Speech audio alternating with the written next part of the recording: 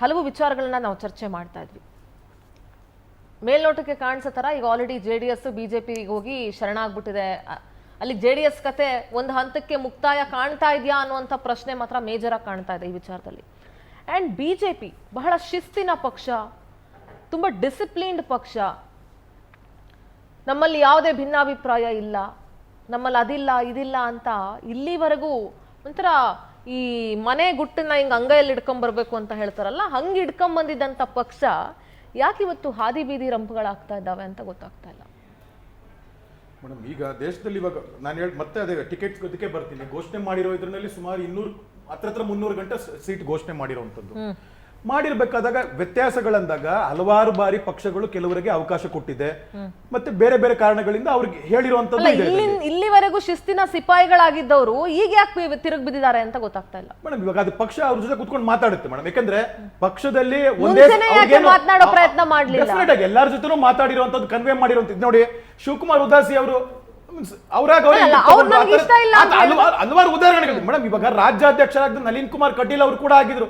ಪಕ್ಷ ಅಂತ ಹೇಳ್ಬೇಕಾದಾಗ ಇನ್ನೊಬ್ಬ ಅಭ್ಯರ್ಥಿ ಜೊತೆ ಅವರು ಪ್ರಚಾರ ಮಾಡ್ತಾ ಇಲ್ವಾ? ಬ್ರಿಜೇಶ್ ಚೌಟ ಅವ್ರ ಜೊತೆ ಮಾಡ್ತಾ ಇಲ್ವಾ? ಸೊ ಆತರ ಇರ್ಬೇಕಾದಾಗ ಒಂದೆರಡು ವ್ಯತ್ಯಾಸಗಳು ಇದ್ದೇ ಇರುತ್ತೆ ಮೇಡಮ್. ಆತರ ವ್ಯತ್ಯಾಸಗಳಿದ್ದಾಗಲೇ ರಾಜಕೀಯ ಪಾರ್ಟಿನಲ್ಲಿ ಇಂಟರ್ನಲ್ ಡೆಮೋಕ್ರಸಿ ಅಂತ ಹೇಳ್ತಾರೆ. ಎರಡು ಇಂಡಿವಿಜುವಲ್ಸ್ ಮಾತಾಡೋದಕ್ಕೂ ಪಾರ್ಟಿ ಮಾತಾಡೋದಕ್ಕೂ ಡಿಫರೆನ್ಸ್ ಇದೆ ಮೇಡಮ್.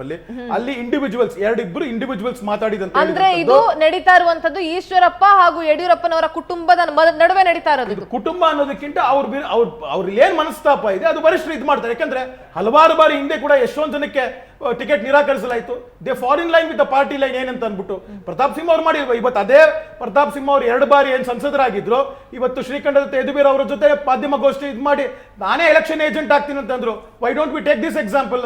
ಈ ಎಕ್ಸಾಂಪಲ್ಸ್ ತಗೋಬೇಕಲ್ಲ. ಈ ತರ ನಾವು ತಗೋಬೇಕಾದಾಗ ಈ ಎಕ್ಸಾಂಪಲ್ ತಗೋಬೇಕಾ ಆಗುತ್ತೆ ಮೇಡಮ್. ಅದಲ್ಲಿ ಎವ್ರಿಬಡಿ ಎವ್ರಿಥಿಂಗ್. ಆದ್ರೆ ನಾ ಹೇಳೋದೇನು ಅಂತಂದ್ರೆ, ಇಷ್ಟೆಲ್ಲ ನಡೀತಾ ಇರಬೇಕಾದಾಗ ನೀವು ಹೇಳ್ತಾ ಇದ್ರು 136 ಗೆದ್ದು ಇಷ್ಟು ದೊಡ್ಡ ಎಲ್ಲ ಬಂದಾಗ ಆಬ್ವಿಯಸ್ಲಿ ಬಂದಾಗ ಒಂದು ಟೀಕೆ ಮಾಡಬೇಕಾದಾಗ ನೀವು ಯೋಚನೆ ಮಾಡಬೇಕು. 66 ತಗೊಂಡು ಆಪೋಸಿಷನ್ಸ್ ಅಲ್ಲಿ ನಾವಿದ್ರು ಕೂಡ we are way ahead of the opposition, the ruling party ಗೆದ್ದಿರೋಂಥದ್ದು. ಇವಾಗ ಎಷ್ಟೆಲ್ಲ ಗೆದ್ದಿ ಪ್ರತಿಯೊಂದು ಗ್ಯಾರಂಟಿಲೂ ನೀವು ಫಲಾನುಭವಿಗಳ ಸಮಾವೇಶದಲ್ಲಿ JDS ನ ಯಾರು ಸೋಲ್ಸಿದ್ರು ಅಂತ ಮಂಡ್ಯದ ಫಲಾನುಭವಿ ಸಮಾವೇಶಗಳಲ್ಲಿ ಆ ಪಕ್ಷದ ನಾಯಕರೇ ವೇದಿಕೆಯ ಮೇಲೆ ಬಹಿರಂಗವಾಗಿ ಹೇಳಿದ್ದೇ ಇರಬೇಕಾದಾಗ ಯಾರಿಗೆ ಬೆನ್ನು ಚೂರಿ ಹಾಕಿದ್ರು ಅಂತ ಇಡೀ ರಾಜ್ಯದ ಜನಕ್ಕೆ ಗೊತ್ತಾಗಿದೆ ಮೇಡಮ್. ಅಲ್ಲಿ ಮೈತ್ರಿ ಧರ್ಮವನ್ನ, ಮೈತ್ರಿ ಪಾರ್ಟಿಯನ್ನ ಹಿಂದ್ಗಡೆಯಿಂದ ಯಾವಾಗಲೂ ಚುಚ್ಚಿದಂಥದ್ದು ಅದು ಕಾಂಗ್ರೆಸ್ ಇತಿಹಾಸವೇ ಹೊರತು, ಅದರ ಟ್ರ್ಯಾಕ್ ರೆಕಾರ್ಡ್ ಆಗಿದೆ ಹೊರತು ಮೈತ್ರಿ ಧರ್ಮವನ್ನು ಯಾವಾಗಲೂ ಪಾಲಿಸಿದಂಥದ್ದು ಭಾರತೀಯ ಜನತಾ ಪಾರ್ಟಿ. ಈವನ್ ಬಿಹಾರಲ್ಲಿ ನಾವು ಹೈಯೆಸ್ಟ್ ವೋಟ್ಸ್ ತಗೊಂಡ್ರು ಜೂನಿಯರ್ ಪಾರ್ಟ್ನರ್ ಆಗಿದಂತ JDU-ನ ನಿತೀಶ್ ಕುಮಾರ್ ಅವರೇ ಮುಖ್ಯಮಂತ್ರಿ ಆಗಿದಂಥದ್ದು ಕಳೆದ 15-20 ವರ್ಷದಿಂದ. ಸೊ ಮೈತ್ರಿ ಧರ್ಮ ನಮಗೆ ಹೇಳ್ಕೊಡ್ಬೇಕು ಅವಶ್ಯಕತೆ ಇಲ್ಲ. ಮೈತ್ರಿ ಧರ್ಮನ ಪಾಲಿಸದೆ ಇಡೀ ದೇಶದಲ್ಲಿ ಪಕ್ಷಗಳನ್ನ ಒಡೆದು ರೀಜನಲ್ ಪಕ್ಷನ ಇವತ್ತು ತಾನೇ ಒಂದು ರೀಜನಲ್ ಪಾರ್ಟಿ ಆಗಿರೋ ಕಾಂಗ್ರೆಸ್ ಯೋಚನೆ ಮಾಡಬೇಕಾಗತ್ತೆ ನಾವೆಲ್ಲಿದ್ದೀವಿ ಅಂತ. ಯಾಕಂದ್ರೆ ಒಂದು DMK ಅಂತ ಪಕ್ಷದಲ್ಲಿ ಒಂದು ಸಾಧಾರಣವಾದ ಮೈತ್ರಿ ಪಕ್ಷದ ಭಿಕ್ಷೆ ಬಡತರ ಆಗೋಯ್ತು.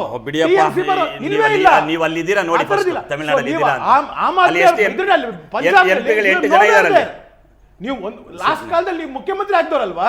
ಅದು ದಲಿತ ಮುಖ್ಯಮಂತ್ರಿ ಆದ್ವರಲ್ವಾ? ಏನಾಯ್ತಲ್ಲಿ? ಯು ಶುಡ್ ಪ್ರೂವ್ ಅಲ್ವಾ? That shows your track record. ಏನೇ ಅಂತ ಯಾವುದೇ ಒಂದು ಕ್ಷೇತ್ರದಲ್ಲಾದ್ರೂ ಜನ ಕಾಂಗ್ರೆಸ್ ನಿರಾಕರಿಸಿದ್ದಾರೆ. NDA ಭಾರತೀಯ ಜನತಾ ಪಾರ್ಟಿ ಅಭ್ಯರ್ಥಿಗಳು ಗೆಲುವಿನ ಅಂತರದಲ್ಲಿ ಈ ಸತಿ 400 ನಂದು ಪಕ್ಕ ಆಗಿದೆ. ಎಸ್ ಗೋಪಾಲಕೃಷ್ಣ ಅವರೇ, ಈಗ ಒಂದು ರೆಬಲ್ ಲಿಸ್ಟ್ ಅಲ್ಲಿ ರೇಣುಕಾಚಾರ್ಯ ಅವರು ಒಬ್ಬರಿದ್ದಾರೆ, ಮರಿಬೇಡಿ, ದಾವಣಗೆರೆಯಲ್ಲಿ. ಈಗ ರಾಜ್ಯಾಧ್ಯಕ್ಷ ಈಗ ಇಂದಿನ ರಾಜ್ಯಾಧ್ಯಕ್ಷ ರಾಗಿದ್ದಂಥ ಕಟೀಲ್ರವರು, ಈಗ ಕಟೀಲ್ರವರು ರಾಜ್ಯಾಧ್ಯಕ್ಷ ಆಗಿದ್ದುಕೊಂಡು 10 ವರ್ಷ MP ಆಗಿದ್ದುಕೊಂಡು ಈಗ ಅವ್ರಿಗೆ ಟಿಕೆಟ್ ಕೊಡೋದಿಲ್ಲ ಅಂದ್ರೆ ಏನು ಸೂಚಿಸುತ್ತೆ? ಅವ್ರು ಏನು ಕೆಲಸ ಇಲ್ಲ ಏನಿಲ್ಲ ಆದ್ರೆ ಅವ್ರು ಟಿಕೆಟ್ ಬಯಸಿದ್ರು, ಅದು ಇಂಪಾರ್ಟೆಂಟ್. ಅವ್ರಿಗೆ ಏನಿಲ್ಲ ನಾವೇನ್ ಕೊಡಿ ಅಂತಾನು ಹೇಳೋದಿಲ್ಲ, ಕೊಡಬೇಡಿ ಅಂತಾನು ಹೇಳೋದಿಲ್ಲ. ಅದು ನಮ್ಮ ಪಾರ್ಟಿ ನಾವೀಗ 21 ಯಾವಾಗ ಮಾಡ್ತೀರಾ? 21 ಮಾಡ್ತೀವಪ್ಪ, ನನ್ನ ಬಗ್ಗೆ ಚಿಂತೆ ಮಾಡಬೇಡ, ಮಾಡ್ತೀವಿ. ಈಗ ನಾನು ಮಾತಾಡಿಲ್ಲ, ನೀವು ಮಾತಾಡ್ಬೇಕಾದ್ರೆ ಈಗ ನನಗೂ ನೀವು ಮಾತಾಡ್ಬೇಕಾದ್ರೆ ಈಗ ಏನೀಗ ಅಲ್ಲ ಮೇಡಮ್, ಈಗ ಒಂದ್ ನಿಮಿಷ ಒಂದು ಯೋಚನೆ, ಒಂದು ಕೆಲಸ ಮಾಡುವ. ಈಗ ನಾನು ಮಾತಾಡ್ಬೇಕಾ ಬೇಡ? ಮತ್ತೆ ಒಂದ್ 2 ನಿಮಿಷ ಅವಕಾಶ ಕೊಡಿಯಪ್ಪ. ನೀವು ಮಾತಾಡಕ್ ಹೋದ್ರೆ ಕಿರ್ಚಾಡಕ್ ಶುರು ಮಾಡಿದ್ರೆ ನಾವೇನ್ ಮಾತಾಡೋದು? ಖಂಡಿತ ಮಾತಾಡಿ. ಈಗ ಕಟೀಲ್ ರವರು ಈಗ ಒಬ್ಬ ಪ್ರೆಸಿಡೆಂಟ್ ಆಗಿದ್ದರು, ಕರ್ನಾಟಕದಲ್ಲಿ ಪ್ರೆಸಿಡೆಂಟ್ ಆಗಿದ್ದುಕೊಂಡವರು ಅವರಿಗೆ ಟಿಕೆಟ್ ನಿರಾಕರಣೆ ಆಗತ್ತೆ ಅಂದ್ರೆ ಅವ್ರು ಅದೆಷ್ಟು ಬೇಸರ ಆಗ್ತಾರೆ. ಅವ್ರು ಹಿಂದಿನ ಸ್ಟೇಟ್ಮೆಂಟ್ಗಳು ನೋಡಿಯಪ್ಪ, ಅದೆಷ್ಟು ಪುತ್ತಿಲ ಅವ್ರ ಜೊತೆ ಜಗಳ, ಪುತ್ತಿಲ ಅವ್ರನ್ನ ಯಾವ ಲೆಕ್ಕಾಚಾರಗೆ ಅವ್ರು ಇಲ್ದಿದ್ರೆ ಏನಂತೆ ನಾನೊಬ್ಬ ಇದ್ದೀನಿ ಯಾರು ಬೇಕಾಗಿಲ್ಲ ಅನ್ನೋ ಲೆಕ್ಕಾಚಾರ ಸ್ಟೇಟ್ಮೆಂಟು. ಅವ್ರು ಯಾವ ಕೊನೆ ಗಳಿಗೆ ಅವ್ರಿಗೆ ಟಿಕೆಟ್ ಈಗ ಇಲ್ಲ ನಾನು ಹೇಳೋದು ನಾನು ಕೇಳಿ ಇಲ್ಲ ಏನು ಸುಮ್ಮನೆ ಇಲ್ಲ, ಎಲ್ಲ ಚಾಕುಚೂರಿಗಳನ್ನು ಬೆಂಗಿನಿಗೆ ಹಾಕೋದಕ್ಕೆ ಕಾಯ್ತಾ ಇದೆ. ಅಲ್ಲ ನಾವ್ ಹೇಳಿದ್ದಲ್ಲಮ್ಮ, ನಾ ಹೇಳಿದ್ದಲ್ಲ ಅವ್ರು ಹೇಳಿರೋದಪ್ಪ. ಈಗ ಚಾಕುಚೂರಿಗಳನ್ನು ಬೆನ್ನಿಗೆ ಹಾಕೋದಕ್ಕೆ ಕಾಯ್ತಾ ಕುತ್ಕೊಂಡಿದ್ದಾರೆ ಅವರು ಅಷ್ಟೇ, ಮತ್ತೇನೇನಿಲ್ಲ. ಈಗ ಪ್ರತಾಪ್ ಸಿಂಹ ಅವರು ಏನಂತ ಹೇಳಿದ್ರು ಯದುವೀರ್ ಅವರಿಗೆ, ಎಸಿ ರೂಮಲ್ಲಿ ಕುತ್ಕೊಂಡ್ರೆ ಇಲ್ಲಿ ಎಸಿ ರೂಮ್ ಒಳಗಿದ್ಕೊಂಡು ಇಲ್ಲಿ ಬಂದು ರಾಜಕಾರಣ ಮಾಡೋದಕ್ಕೆ ಆಗೋದಿಲ್ಲ ಅಂತ ನಾವ್ ಹೇಳಿದ್ದ ಅವ್ರು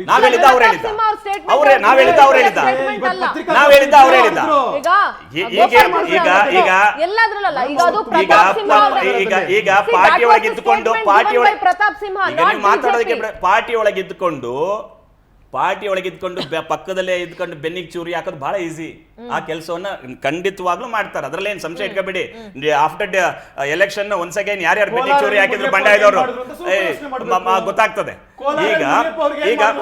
ಈಗ ನೋಡಿ, ಈಗ ಜಗದೀಶ್ ಶೆಟ್ಟರ್ನೇ ತಗೊಳ್ಳಿ, ಈಗ ಅದು ಯಾಕೆ ಈಗ ಅಲ್ಲ ಆಗತ್ತೆ ಅಂತ ಹೇಳಿದ್ರೆ ಇಲ್ಲಿ ಮಾತ್ರ ಅಲ್ಲ, ಕರ್ನಾಟಕದಲ್ಲಿ ಮಾತ್ರ ಬಂಡಾಯ ಅಂತ ಅನ್ಕೋಬೇಡಿ ನೀವು. ಈಗ ಅವರು ಮೊದಲನೇ ಲಿಸ್ಟ್ ಬಿಡುಗಡೆ ಆಗ್ತದೆ ಬಿಜೆಪಿ ಅವ್ರದ್ದು. ವೆಸ್ಟ್ ಬೆಂಗಾಲಲ್ಲಿ ಅವ್ರಿಗೆ ಟಿಕೆಟ್ ಯಾರಿಗೊಬ್ರಿಗೆ ಅನೌನ್ಸ್ ಮಾಡ್ತಾರೆ, ವಾಪಸ್ ಕೊಟ್ಬಿಟ್ರು. ಒಂದಲ್ಲ 3-4 ಟಿಕೆಟ್ಗಳು ವಾಪಸ್ ಬಂದ್ಬಿಟ್ವು. ಯಾಕೆ ಈಗ ಆಗ್ತಾ ಇದೆ ಅಂತ ಹೇಳಿದ್ರೆ ಒಂದು ಡಿಕ್ಟೇಟರ್ಶಿಪ್. ಈಗ ನೀವು ಕುತ್ಕೋ ಎಂಪಿಗಳಿಗೆ ಹೇಗೆ ಅಂದ್ರೆ ಅವರ ಏನು ಒಂದು ವಿಚಾರ ಏನು ಅಂತ ಹೇಳಿದ್ರೆ ಅವ್ರು ಯಾರನ್ನೂ ಕೇಳೋದಿಲ್ಲ. ಅವರ ಪಾರ್ಟಿಯಲ್ಲಿರುವ ಯಾರ MP ಕೂಡ ಅವರಿಗೆ ಮುಖ್ಯ ಅಲ್ಲ. ಅವ್ರು ಕುಳಿತುಕೊಂಡ್ರೆ ಕುಳಿತುಕೋಬೇಕು, ನಿಂತ್ಕೊಂಡ್ರೆ ನಿಂತ್ಕೋಬೇಕು. ಆ ಥರದ ಡಿಕ್ಟೇಟರ್ಶಿಪ್ ಅಲ್ಲಿ ಎಲೆಕ್ಷನ್ ಚುನಾವಣೆ ಮಾಡ್ಲಿಕ್ಕೆ ಹೊರಟಿದ್ದಾರೆ. ಈ ಚುನಾವಣೆ 2019 ಆ ಡಿಕ್ಟೇಟರ್ಶಿಪ್ ಅವರಿಗೆ ಸ್ವಲ್ಪ ಹೊಂದ್ಕೊಳ್ತಿತ್ತು, ಮ್ಯಾಚ್ ಆಗ್ತಾ ಇತ್ತು.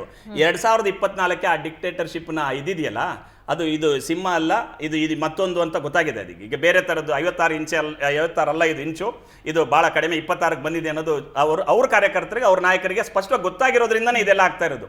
ನಾಟ್ ಓನ್ಲಿ ದಿಸ್, ಈಗ ನಾವು ನಮ್ಮ ಕರ್ನಾಟಕದ ಬಂಡಾಯ ಇದ್ದೇ ಇದೆ ಬಿಡಿ, ಅದನ್ನು ನಾವು ನೋಡ್ಕೊಳ್ಳೋಣ. ಬಂಡಾಯ ಇದೆ, ಅವರು ಸೋಲೋದು ಗ್ಯಾರಂಟಿ, ಮನೆಗೆ ಹೋಗೋದು ಗ್ಯಾರಂಟಿ. ಆದರೆ ವಿಚಾರ ಏನು ಗೊತ್ತಾ, ಇವತ್ತು ಸುಪ್ರೀಂ ಕೋರ್ಟ್ ಏನು ಹೇಳಿದೆ ಗೊತ್ತಾ, ಮೊನ್ನೆ ಎಲೆಕ್ಟ್ರಲ್ ಬಾಂಡ್ ಇದೆಯಲ್ಲ, ಅಲ್ಲಿ ಕೊಟ್ಟಂಥ ಏನು ಅಂಕಿಅಂಶಗಳಿದಾವಲ್ಲ, ತಪ್ಪು ಮಾಹಿತಿಗಳಿದ್ದಾವೆ, ಸರಿಯಾಗಿ ಮತ್ತೆ ಒಂದ್ಸಲ ಮಾಹಿತಿಗಳನ್ನು ಕೊಡಿ ಅಂತೇಳಿ ಮಾರ್ಚ್ 21ಕ್ಕೆ ನೀವು ಮತ್ತೆ ಆ ಮಾಹಿತಿಗಳನ್ನು ಕೊಡಬೇಕು ಅಂತೇಳಿ ಕೇಳಿದ್ದಾರೆ. ಇದು ಗಂಭೀರವಾದ ವಿಚಾರ. ಮಾಧ್ಯಮಗಳು ಇವತ್ತೇನು ಯೋಚನೆ ಮಾಡಬೇಕು ಅಂತ ಡಿಸ್ಕಷನ್ ಮಾಡಬೇಕಾದ ಚರ್ಚೆ ಏನು ಅಂತ ಹೇಳಿದ್ರೆ ಇಂಥ ವಿಚಾರಗಳನ್ನ, ಇಂಥ ಭ್ರಷ್ಟಾಚಾರವನ್ನ ಚರ್ಚೆ ಮಾಡಬೇಕು. ಈ ಭ್ರಷ್ಟಾಚಾರಗಳನ್ನ ಚರ್ಚೆ ಮಾಡಬೇಕು. ಈ ಭ್ರಷ್ಟಾಚಾರವನ್ನ ಇಡೀ ನಮ್ಮ ಕರ್ನಾಟಕ ಮಾಧ್ಯಮಗಳು ಮುನ್ನೆಲೆಗೆ ತಗೊಂಡ್ಬರ್ತಾ ಇಲ್ಲ, ದೇಶದ ಮಾಧ್ಯಮಗಳು ಮುನ್ನೆಲೆಗೆ ತಗೊಂಡ್ಬರ್ತಾ ಇಲ್ಲ. ಯಾಕೆ ಅಂದ್ರೆ ಯಾವ ಇಲ್ಲಿ ಓದ್ತೀನಿ ಕೇಳಿ, ಇಲ್ಲಿ ಓದ್ತೀನಿ ನೋಡಿ. ಯಾಕೆ ಇದೊಂದು ಓದ್ಬಿಟ್ಟು ನಾನು ಒಂದು ಮಿನಿಟ್ ನೋಡಿ. Megha engineering and infrastructure limited 1200 ಕೋಟಿ. TV9 ಅವ್ರದ್ದು ಒಂದು ಕಥೆ ಹೇಳ್ತೀನಿ, ಒಂದು ನಿಮಿಷ ನೋಡಿ. TV9 ಅಲ್ಲಿ 1200 ಕೋಟಿ, 1200 ಕೋಟಿ ದೇಣಿಗೆ ಕೊಡುದು 1200 ಕೋಟಿಗಳನ್ನ ಅಲ್ಲ ರೀ. ನೀವೀಗ ಚೀನಾಕ್ಕೆ ಮಾರಿದ್ದಾರೆ, ಚೀನಾಕ್ಕೆ 4060 ಸ್ಕ್ವೇರ್ ಕಿಲೋಮೀಟರ್ ಲಡಾಖ್. ಕಾಂಗ್ರೆಸ್ ಅವ್ರಿಗೆ ಕರ್ನಾಟಕದ ಮಾಧ್ಯಮಗಳ ಮೇಲೆ ಯಾಕೆ ಇಷ್ಟೊಂದು ಉರಿ ನಿಮಗೆ? ಈಗ ಎಲೆಕ್ಟ್ರಲ್ ಬಾಂಡ್ ಬಗ್ಗೆ ಯಾಕೆ ಚರ್ಚೆ ಮಾಡೋದಿಲ್ಲ? ಯಾರು ಚರ್ಚೆ ಮಾಡಲ್ಲ? ಯಾರು ಮಾಡ್ತಾ ಇದ್ದೀರಿ? ಎಲ್ಲಿ ಮಾಡಿದ್ದೀರಿ? ನಿಮ್ಮ ಮುಂದೆನೇ ಮಾಡ್ಬೇಕಾ? ಅಲ್ಲ, ಈಗ ಎಲೆಕ್ಟ್ರಲ್ ಬಾಂಡ್ ಚರ್ಚೆ ಏನಾದ್ರು ಆಗಿದೆಯಾ? ಅಲ್ಲ, ನಮ್ಮನ್ನ ಬೇಡಮ್ಮ, ಎಲೆಕ್ಟ್ರಲ್ ಬಾಂಡ್ ಚರ್ಚೆ ಆಗ್ತಾ ಇದೆಯಾ? ನೀವು ಮನಸ್ಪೂರ್ವಕವಾಗಿ ಎಲೆಕ್ಟ್ರಲ್ ಬಾಂಡ್ ಚರ್ಚೆ ಆಗಿದೆಯಾ? ಎಲೆಕ್ಟ್ರಲ್ ಬಾಂಡ್ ಚರ್ಚೆ ಆಗಿದೆಯಾ? ಎಲೆಕ್ಟ್ರಲ್ ಬಾಂಡ್ ಚರ್ಚೆ ಆಗಿದೆಯಾ? ಇಲ್ಲ ಮೇಡಮ್, ನಮ್ಮ ರಿಸರ್ಚ್ ಟೀಮ್ ಇಲ್ವಾ? ನಮ್ಮ ರಿಸರ್ಚ್ ಟೀಮ್ ಇಲ್ವಾ? ನೀವು ಎಷ್ಟು ಎಲೆಕ್ಟ್ರಲ್ ಬಾಂಡ್ ಬಗ್ಗೆ ಚರ್ಚೆ ಮಾಡಿದ್ರೆ ನಾವು ನೋಡಿಲ್ವಾ? ಬಿಡಿ, ನೀವು ಮಾಡಿದ್ರೆ ನೀವು ಎಲೆಕ್ಟ್ರಲ್ ಬಾಂಡ್ ಬಗ್ಗೆ ನೀವು ಚರ್ಚೆ ಮಾಡಿದ್ರೆ ನೀವು ಅದನ್ನ ಮನಸ್ಸಿಗೆ ತಗೊಳಕ್ ಹೋಗ್ಬೇಡಿ. ಎಲೆಕ್ಟ್ರಲ್ ಬಾಂಡ್ ಚರ್ಚೆ ಯಾರು ಮಾಡಿಲ್ವೋ ಅವ್ರನ್ನ ಹೇಳೋದು ನೀವು ಯಾಕೆ ತಲೆ ಕೆಡಿಸ್ಕೊಳ್ತೀರಿ? ನೀವು ಕರ್ನಾಟಕದ ಮಾಧ್ಯಮಗಳ ಮೇಲೆ ಕುಂಬಳಕಾಯಿ ಕಳ್ಳ ಅಂತ ಹೇಳಿದ್ರೆ ನೀವು ನೋಡ್ಕೊಳಕ್ ಹೋಗ್ಬೇಡಿ. ಕುಂಬಳಕಾಯಿ ಕಳ್ಳ ಅಂದ್ರೆ ನೀವು ನೋಡ್ಕೊಳಕ್ ಹೋಗ್ಬೇಡಿ. ನಾನೇನ್ ಹೇಳ್ತಾ ಇದ್ದೀನಿ, ಈಗ ನೀವು ಎಲೆಕ್ಟ್ರಲ್ ಬಾಂಡ್ ಬಗ್ಗೆ ನೀವು ಚರ್ಚೆ ಮಾಡಿದ್ರೆ ನೀವು ಅದ್ರ ಬಗ್ಗೆ ಯಾಕೆ ಹೋಗ್ತೀರಿ? ನೋಡ್ರಿ, ನೀವು ಮಾಡಿದ್ರೆ ಬಿಡಿ, ಬೇರೆಯವ್ರು ಮಾಡಿಲ್ಲ. ನಾವು ಅದ್ರ ಬಗ್ಗೆ ಹೇಳ್ತಾ ಇದ್ದೀವಿ, ನಾವು ಅದ್ರ ಬಗ್ಗೆ ಮಾತಾಡ್ತೀವಿ. ನೀವು ಹೇಳಿಲ್ಲ, ನೀವು ಚರ್ಚೆ ಮಾಡಿಲ್ಲ ಅಂದ್ರೆ ಬೇರೆಯವ್ರು ಚರ್ಚೆ ನೀವು ಚರ್ಚೆ ಮಾಡಿದ್ರಿ ಅಂದ್ರೆ ಓಕೆ ಬಿಡಿ, ಮಾಡಿ ಹೇಳಬೇಡಿ. ನೀವು ಚರ್ಚೆ ಮಾಡಿದ್ರೆ ಅದು ಓಕೆ. ನೀವು ಬೇರೆಯವ್ರು ಚರ್ಚೆ ಮಾಡಿಲ್ಲ ಅಂದ್ರೆ ಅವ್ರ ಬಗ್ಗೆ ಹೇಳ್ಬೇಕಾಗ್ತದೆ, ಎಲೆಕ್ಟ್ರಲ್ ಬಾಂಡ್ ಬಗ್ಗೆ ಹೇಳ್ಬೇಕಾಗ್ತದೆ. ಈಗ ಎಲೆಕ್ಟ್ರಲ್ ಬಾಂಡ್ ಅಂತ ದೊಡ್ಡ ಭ್ರಷ್ಟಾಚಾರವನ್ನು ಚರ್ಚೆ ಮಾಡ್ಲೇಬೇಕಲ್ವಾ? ಮಾಡಬಾರ್ದು ಅಂತೀರಾ? ಕಾಂಗ್ರೆಸ್ ಕ್ಲೀನ್ ಶೀಟ್ ಈ ವೈಟ್ ಪೇಪರ್ ಕಾಂಗ್ರೆಸ್ ಈ 10 ವರ್ಷದಲ್ಲಿ ಈ 10 ವರ್ಷದಲ್ಲಿ ಏನ್ ಮಾಡಿ, ಈ 10 ವರ್ಷದಲ್ಲಿ ಅಧಿಕಾರದಲ್ಲಿ ಇದ್ದ ಪಕ್ಷ ಏನ್ ಮಾಡ್ತು? ವೈಟ್ ಶೀಟ್ ಅಲ್ಲಿದ್ರೆ ನಾವು ಬ್ಲಾಕ್ ಶೀಟ್ ಆಗಿದ್ರೆ ನೀವ್ಯಾಕೆ ಜೈಲಿಗೆ ಹಾಕ್ಲಿಲ್ಲ? ನೀವ್ಯಾಕೆ ನೀವು ನಮ್ಮನ್ನ ತೆಗೆದುಕೊಳ್ಳಿಲ್ಲ? 10 ವರ್ಷ ಏನ್ ಕಡಿಮೆ ಅವಧಿಯೇ? 10 ವರ್ಷ ಕಡಿಮೆ ಅವಧಿಯಾ? 10 ವರ್ಷ ಕಡಿಮೆ ಅವಧಿಯೇನಾ? 10 ವರ್ಷ 10 ಇಯರ್ಸ್ ಕಡಿಮೆ ಅವಧಿಯಾ? ವಿಪಕ್ಷದ ಜಾಗದಲ್ಲಿ ಈಗ ನೀವು ನಾವು ವೈಟ್ ಶೀಟ್ ಅಲ್ಲ ಅಂದ್ರೆ ಬ್ಲಾಕ್ ಶೀಟ್ ಆಗಿದ್ರೆ ನೀವು ಏನ್ ಮಾಡ್ತಾ ಇದ್ದೀರಿ? 10 ಇಯರ್ಸ್ ಏನ್ ಮಾಡ್ತಾ ಇದ್ದೀರಿ? ನೀವು 10 ಇಯರ್ಸ್ ಏನ್ ಮಾಡ್ತಾ ಇದ್ದೀರಿ ಅಧಿಕಾರ ಮಾಡ್ಕೊಂಡು? ನಮ್ಮ ಪ್ರಶ್ನೆ ಅದು. ನಾವು ಹೇಳ್ತಾ ಇರೋ ಕ್ವಶನ್ ಏನು ಅಂತ ಹೇಳಿದ್ರೆ, ಆಡಳಿತ ಮಾಡ್ತಾ ಇರುವಂತ ಪಕ್ಷ 10 ವರ್ಷದವರೆಗೆ ನಾವೇನಾದ್ರೂ ಬ್ಲಾಕ್ ಶೀಟ್ ಆಗಿದ್ದಿದ್ರೆ ನೀವ್ ಯಾಕೆ ನಮ್ಮನ್ನ ಜೈಲಿಗೆ ಹಾಕ್ಲಿಲ್ಲ? ನೀವು 10 ವರ್ಷದವರೆಗೆ ಒಂದು ಹೆಜ್ಜೆ ಕೂಡ ಮುಂದೆ ಹೋಗ್ತಾ ಇಲ್ವಲ್ಲ? ನಾವು ಅದನ್ನೇ ಹೇಳ್ತಾ ಇರೋದು. ಈಗ ಈ ದೇಶದ ಬಹಳ ಮುಖ್ಯ ವಿಚಾರ ಏನು ಅಂತ ಹೇಳಿದ್ರೆ, ಚೀನಾ ಎಷ್ಟು ಸ್ಕ್ವೇರ್ ಕಿಲೋಮೀಟರ್ ಆಕ್ರಮಿಸಿಕೊಂಡಿದೆ, ಎಲೆಕ್ಟ್ರಾಲ್ ಬಾಂಡ್ ಅಲ್ಲಿ ಎಷ್ಟು ಲಂಚ ಆಗಿದೆ, ಸತ್ಯಪಾಲ್ ಮಲ್ಲಿಕ್ ಅವರು ಏನ್ ಹೇಳಿದ್ರು, ಪುಲ್ವಾಮಾ ಅಟ್ಯಾಕ್ ಅಲ್ಲಿ ಏನ್ ಮಾಡಿದ್ರು, ಇವೆಲ್ಲದೂ ಚರ್ಚೆ ಆಗಬೇಕು. ಇದನ್ನೇ ನಾವು ಕೇಳೋದು, ಇದನ್ನೇ ಕೇಳ್ತಾ ಇರೋದು. ನಾವು ವಿರೋಧ ಪಕ್ಷವಾಗಿ ಇದನ್ನ ಕೇಳಬೇಕಾದ ಅಗತ್ಯ ಇಲ್ವಾ? ಕೇಳಬೇಕಾ ಬೇಡವಾ? ನಾವು ದೆಹಲಿಗೆ ಹೋಗಿದ್ರಲ್ಲ, ನಮ್ಮ ತೆರಿಗೆ ನಮ್ಮ ಹಕ್ಕು ಅಂತ ಮಾಡಿ ಇದಕ್ಕೂ ಹೋರಾಟ ಇದಕ್ಕೂ ಮಾಡ್ತಾ ಇದ್ದೀರಿ. ನೀವು ನಮ್ಮ ಜೊತೆ ಬನ್ನಿ, ನೀವು ನಮ್ಗೆ ಸಹಕಾರ ಕೊಡಿ ಅಂತ ಕೇಳ್ತಾ ಇರೋದು. ನೀವು ನಮ್ಗೆ ಸಹಕಾರ ಮಾಡಿ ಅಂತ ಹೇಳ್ತಾರೆ. ಸಹಕಾರ ಕೊಡಿ, ನೀವು ಕೊಟ್ಟಿದ್ರೆ ಥ್ಯಾಂಕ್ಸ್. ಬೇರೆಯವರು ನಮ್ಮ ಜೊತೆ ಸಹಕಾರ ಕೊಡಿ. I need some time madam. ಇವಾಗ ಸಾರಾಸಟವಾಗಿ ಮಾಧ್ಯಮಗಳ ಮೇಲೆ ಇದ್ ಮಾಡುವಂತದ್ದು ಪ್ರಜಾತಂತ್ರ ವ್ಯವಸ್ಥೆನಲ್ಲಿ ಯಾವುದೇ ಪಕ್ಷ ಏನೇ ತಾವು ಮಾತಾಡ್ಬೇಕಾದ್ರೆ ಸೈಲೆಂಟ್ ಇರ್ಬೇಕು, ಕೇಳಿಸ್ಕೋಬೇಕು. ಕೇಳಿಸ್ಕೋಬೇಕಾದಲ್ಲಿ ನಿಮ್ ಪುರಾಣ ಎಲ್ಲ ಆಮೇಲೆ